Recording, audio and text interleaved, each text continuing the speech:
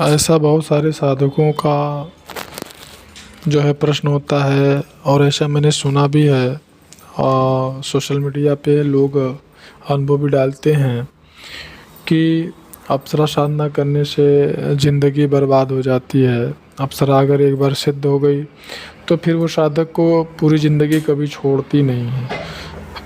दूसरी बात कि अप्सरा को यदि जिस रूप में सिद्ध करते हैं, मान लीजिए अगर आपने अप्सरा को प्रेमिका के रूप में सिद्ध कर लिया तो आजीवन आपकी शादी कभी नहीं होगी।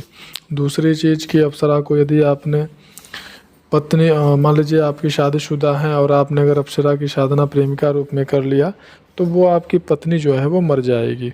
अगर आपने अप्सरा को जो है कि बहन के रूप में सिद्ध कर लिया, उसकी साधना अपने बहन के रूप में कर लिया, तो आपकी अगर बहन है तो वो मर जाएगी। तो इस प्रकार से मैंने सुना है और ऐसे हमारे साधक हमसे प्रश्न भी करते हैं। तो इस तरीके से ये भी हो सकता है कि अगर आप अप्सरा की साधना को मार्गदर्शक के रूप में या गुरु के रूप में करते हैं, तो यदि आपका गुरु है या आपका मार्गदर्शक है तो उसको भी मर जाना चाहिए। तो ऐसी परिस्थिति में मैंने कई साधकों को अप्सरा की साधना, उर्वशी देवी की साधना जो है वो मैंने मार्गदर्शक और गुरु के रूप में करवाया है। लेकिन मैं और उनके अनुभव भी पड़े हुए हैं और बहुत सारे साधकों के अनुभव भी हैं और बहुत सारी साधिकाओं के भी अनुभव हैं। लेकिन फिर भी मैं आज जीवित हूँ और मैं आज वीडियो डाल रहा हूँ। तो ऐसी परिस्थिति में आप स्वयं ये समझ सकते हैं कि किसी भी प्रकार से अगर कोई ये कहता है कि अप्सरा की साधना किसी स्वरूप में आप करते हैं तो उससे संबंधित जो आपका रिश्ता है उसको नुकसान पहुंचता है, उसको हानि होती है, तो ऐसा कदापि नहीं है। क्योंकि अप्सरा एक सात्विक शक्ति है, एक राजसिक शक्ति है। और ये जो सात्विक और राजसिक शक्तियाँ होती हैं ये आपको अगर किसी प्रकार से आपका सहयोग नहीं कर सकती हैं तो यह किसी प्रकार से आपका नुकसान नहीं करती हैं। कब किसी साधक ने हमसे ये प्रश्न भी किया था और उससे संबंधित अनुभव हमने चैनल पर डाला हुआ।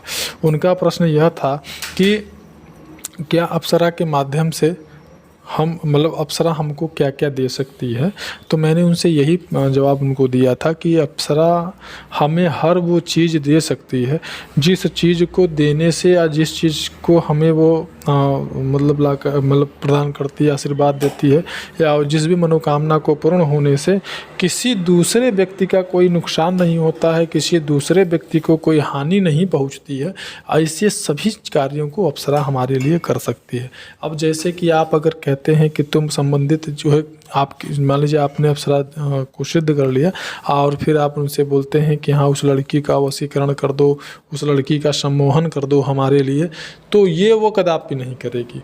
ये उस स्तर पे अगर आपका उसके प्रति लगाव अगर जो है वह पवित्र है, सत्य है, सात्विक है, उसका भी प्रेम आपके लिए सात्विक है, दोनों तरफ से दोनों एक दूसरे को प्रेम करते हैं, तो ऐसी परिस्थिति में वह जो है आपके लिए इतना कर सकती है कि अगर आप दोनों के बीच में परिवार के लोग अवरोध डाल रहे हैं एक दूसरे को जो है विवाह को संपन्न करने में, एक दूसरे को जो है प्राप्त करने, तो ऐसी स्थिति में वो ऐसा ज़रूर कर सकते हैं कि आप दोनों का परिवार राजी हो जाए और आप दोनों जो है एक दूसरे के साथ में आप दोनों का विवाह हो सके, ये हो सकता है। लेकिन आप अगर कहते हैं कि वह किसी का जो है कि मारण कर दे आपके लिए, किसी का सम्मोहन कर दे, किसी का विद्वेषण, उच्चाटन, वशीकरण कर दे, तो यह क्रियाएं वो नहीं कर सकती हैं। अथवा अगर आप उससे कहते हैं कि हाँ आपका कोई मुकदमा चल रहा है किसी भी प्रॉपर्टी से संबंधित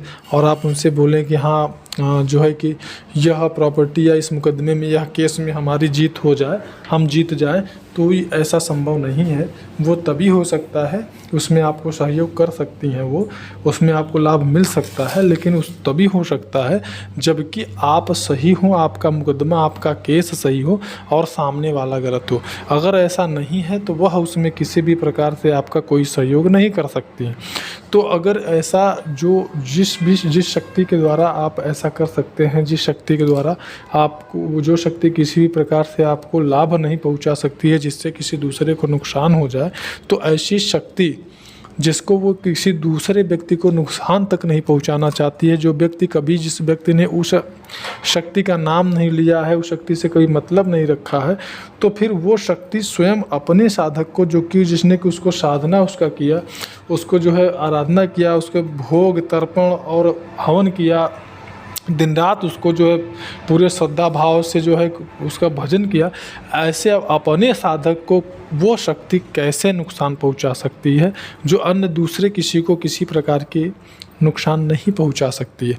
यह स्वयं तर्क करने की बात है, स्वयं सोचने और समझने की बात होती है कि ऐसा अगर नहीं हो सकता है तो फिर यह कैसे हो सकता है कि जिसने उसको पूजा हो, जिसने उसकी साधना की हो, पूरे भाव से, पूरी श्रद्धा से, प्रेम से जिसने उसको भजा हो, स्वयं वह शक्ति अपने साधक को कैसे नुकसान पहुंचा सकती है। यह विचार करने योग्य बात है और इसको विचार करना चाहिए। और जहाँ तक कि इसमें अफवाह फैलाने की बात है कि वो किसी रूप, जिस रूप में आप उसकी साधना करेंगे, जो संबंध से उसकी साधना करेंगे, वो संबंध या उससे संबंधित जो व्यक्ति आपके जीवन में होगा वह उसको नुकसान पहुँचेगा या उसकी डेथ हो जाएगी, तो ये बिल्कुल गलत है। ऐसा कभी नहीं होता है। निश्चिंत रहें और जीवन को अग्रसर करें। धन्यवाद।